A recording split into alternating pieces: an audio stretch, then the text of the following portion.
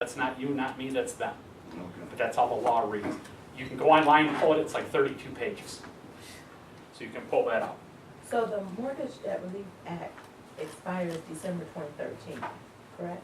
Yeah, December 31st, 2013, means you have to have it closed by that date. So right now, if you got somebody on a fence on listing, listen, you better get it going because we have to list it, we have to get an offer, we then have to get a short sale approved, and we have to close on it. If we don't have it done by that time and they don't extend that again, you're looking at a $15,000 IRS bill. Can you afford that?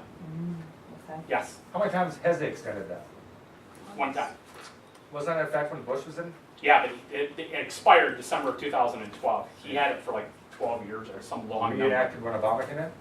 Or, No, Obama extended it, that's all he was, because it expired December 2012. From Obama Bush? extended it Right. from Bush, and Obama extended it, yes.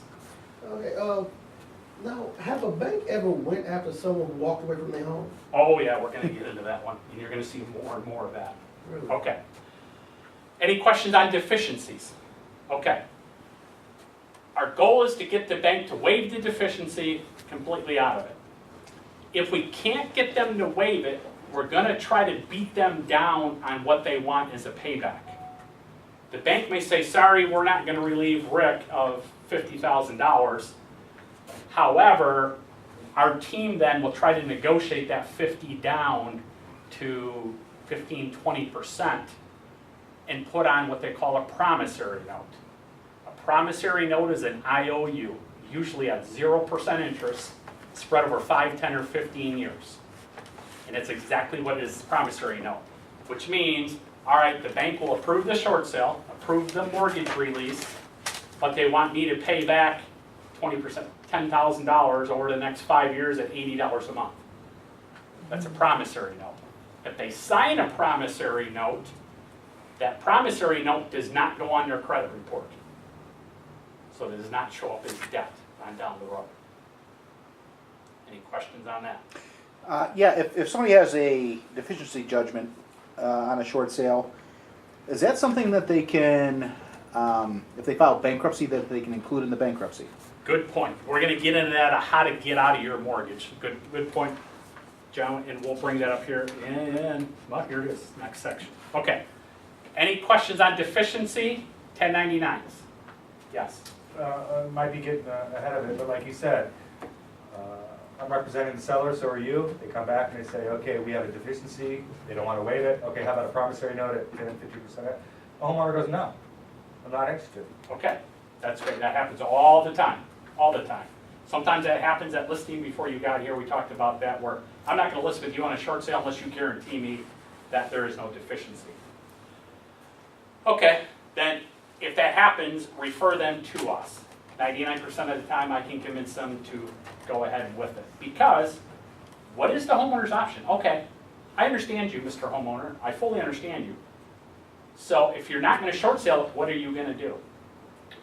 My point was back to it, like you said with the investors, no, I'm not interested. Right. You don't accept the short sale, you're getting a deal, you gonna foreclose on me? Go Yeah. ahead. Yeah, and the banks do not care. There's no emotion in these deals. It's all what is dictated from the ultimate investor. Now, in that scenario, you'll get a homeowner that says, you know what, there's a deficiency judgment if it goes to foreclosure, or they're going to say, I'll just let it go back to the bank, and here comes your question. The only way to get out of your mortgage is 3 things. Do a short sale,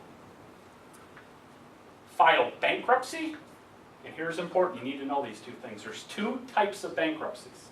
There's a Chapter 7 and there's a Chapter 13.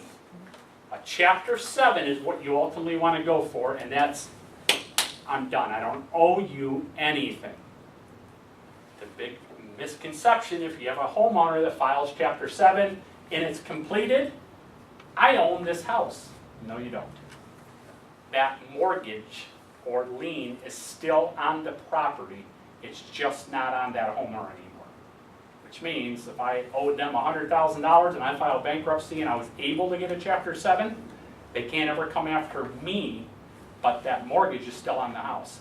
Then the bank starts the foreclosure process to evict them. The other one And by the way, to file for Chapter 7, you must qualify for Chapter 7. How do you qualify? Well, there's Chapter 7, there's Chapter 13. Chapter 13 is a restructure of your debt. That's where the trustee at the courts will set up a repayment plan for all your creditors, and they will take up to 50% of that person's take-home pay, comes right out of their check, goes right to the trustee, and the trustee distributes the debt. In order to qualify for Chapter 7, you pretty much got to have no income. If somebody has a steady income or a steady paycheck, they're probably not going to qualify for Chapter 7, which puts them into a Chapter 13. Chapter 13, they take 50% of your net income. Now here's how crazy it gets. Okay, I filed bankruptcy, they went to a 7, I owe this person this credit card company this, and a house mortgage this, so on and so forth. Chapter 13s are set up for 3, 5, or 7 years. They take 50% of that person's net income. Now, let's say your car breaks down. You find one of these buy here, pay here's, or a dealer gets you financed. Guess what? Anything more than $1,000 in debt, you have to get it approved by the trustee. So your car breaks down, you get approved, and you have to go in front of the trustee, and they have to sign off to allow you to go into debt. And guess what that trustee can say? Nope. Or the trustee can say, wait a minute, how did you qualify for that? Are you making more money? Let's revisit your Chapter 13.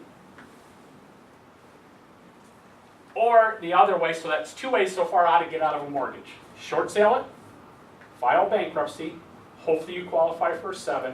Or die. Yeah, well, there's 4 ways, or die. Or when it goes to sheriff's sale, here's where you got to understand. When it goes to sheriff's sale, if they do a full credit bid on the home, they will not have any deficiency. What does that mean? I owe $100,000. The bank has 2 ways to bid on this when it goes to sheriff. So the bank actually has to bid on your house and gives it to the sheriff or county courthouse, and they, like I said earlier, they hold an auction. And they basically say property tax ID number 000, blah, blah, blah, blah. Our opening bid is what the bank gave them in writing. Opening bid is $102,000. Anybody else here want to bid any higher? No, sold, $102,000. That is considered a full credit bid. If they bid what the homeowner owes or more, that is a full credit bid.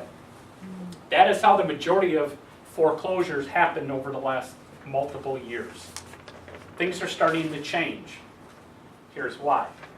When the bank foreclosed, gave a full credit bid in the great real estate days when the economy was booming, the bank would hire a real estate agent, list it, sell it, make a little bit, sell it, lose a little bit. They really didn't care. Then the market crashed.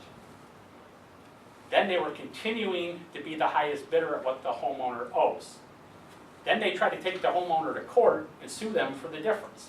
Well, the judge says, wait a minute, it was an open auction, correct? Yes. Why did you bid so high, bank? You're the expert. And the banks are saying, what? So the judge says, if you did a full credit bid, if you bid it too high, shame on you, you can't come after the homeowner. Everybody understand that? Did they start the bid at what is owed on the property? Not necessarily, it depends. The opening bid is 99% of the time is the first lender. They will say, they'll send it to the courthouse and say the opening bid is 100, like my example. If I owe roughly 100 with late fees and penalties, I may owe 102. They may say opening bid's 102. I call that the old way of foreclosing. Still happens 50% of the time. The new way is the bank bids it to fair market value.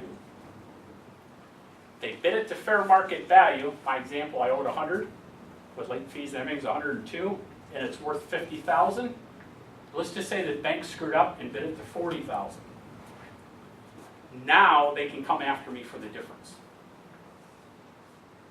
So crucial that if it goes to sheriff's sale, we need to know what it went to sheriff's sale for. And that's called an underbid, correct? Correct. That's called an underbid. Everybody understand that? So the banks want to underbid? So They can want to come back? underbid so they can come back after the homeowner. So you're going to see more and more of the foreclosures starting to go that way. Now, here's a little loophole for your seller. Yes. On the underbid,